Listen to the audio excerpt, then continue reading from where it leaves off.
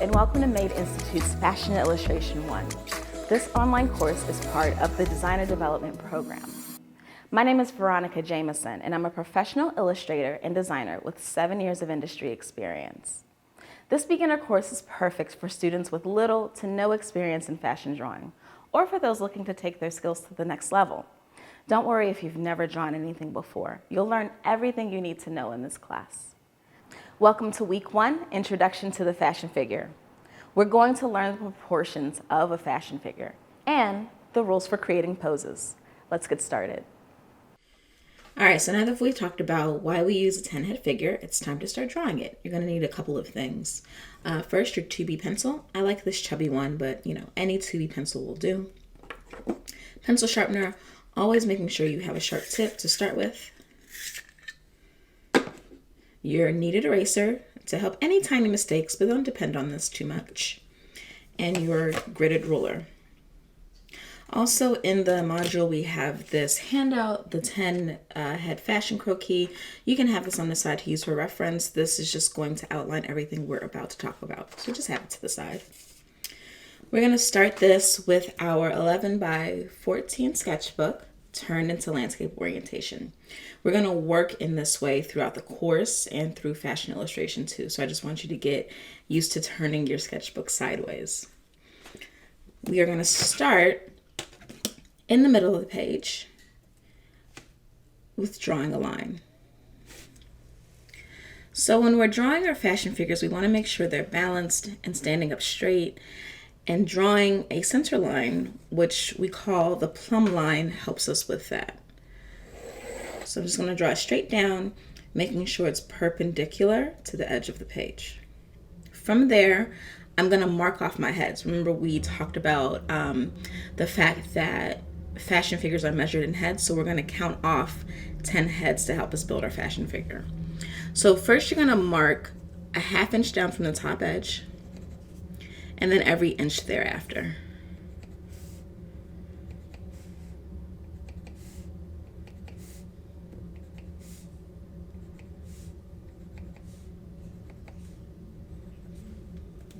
Okay.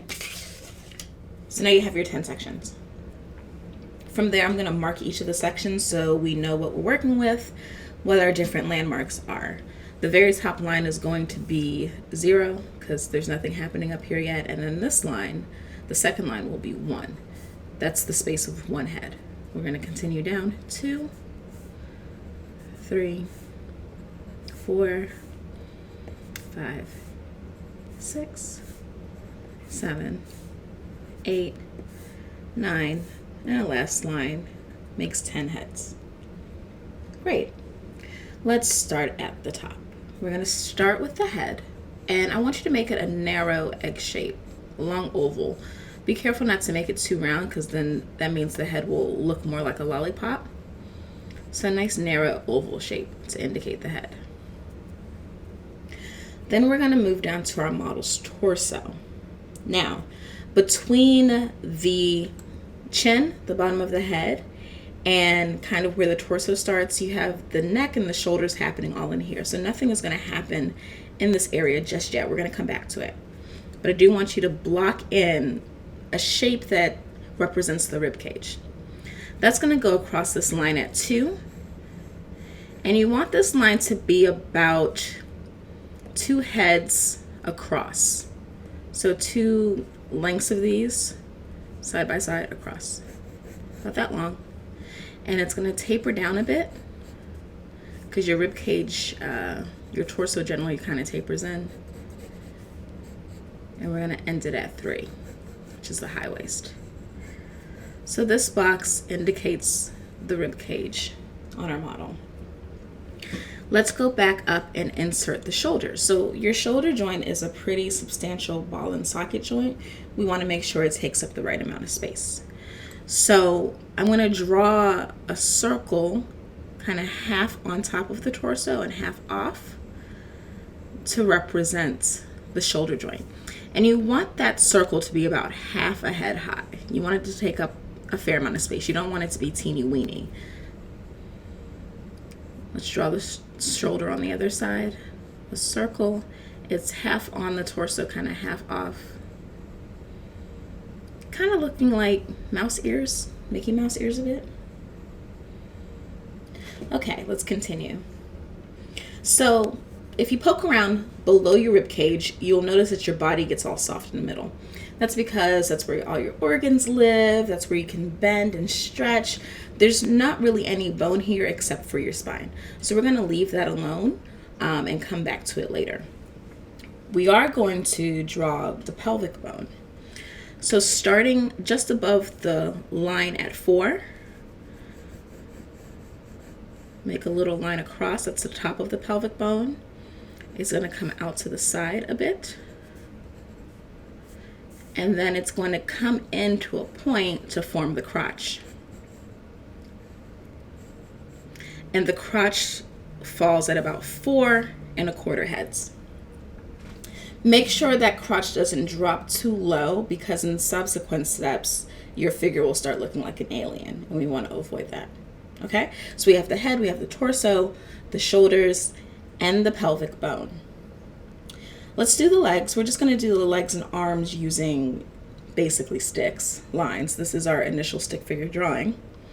So I'm going to indicate the thigh by coming from up here, drawing a line down to about 6½ maybe just above a half.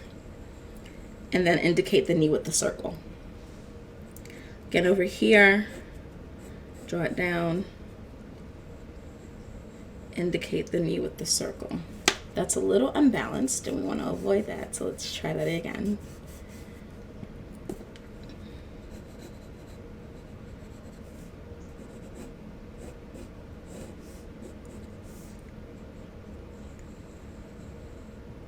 It's better. So knees fall at 6½ Then we're going to draw the calf from the knee down to 9. And the ankles will fall at 9.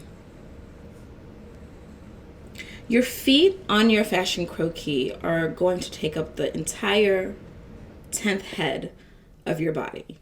Feet are often bigger than people think they are, so you want to make sure you're not drawing teeny weeny feet. You want to make sure they don't look like, someone else's feet or a child's foot on your model. You want to make sure they take up the right amount of space. So this whole space is going to be the foot. You could just draw a general shape to indicate that. And it is the same size as the head. All right. Now at this point, I go back up and do the arms. I generally do the arms last, just to get the rest of the body in so we know where the landmarks are, and then I do the arms last. So I'm going to draw the upper arm, and if you pull your own arm into your side, pull your own elbow into your side, you'll notice that your elbow lines up with your waist. So on here, our fashion croquis elbows will line up with the waist, right at 3. Then when we draw the forearm, and if you put your arms down to your side again and stand up, you'll notice that your wrists fall in line with the crotch, right at 4¼ Wrists fall in line with the crotch.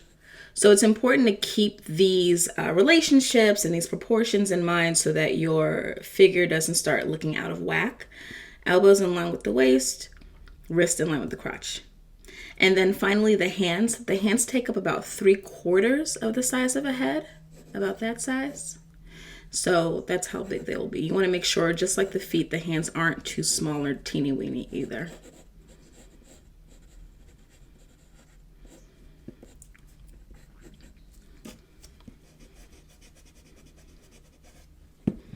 Okay, great. So this is our structure for the fashion figure. This is our basic stick figure, our gesture, as we'll refer to it. And I want you to go ahead and give this process a try.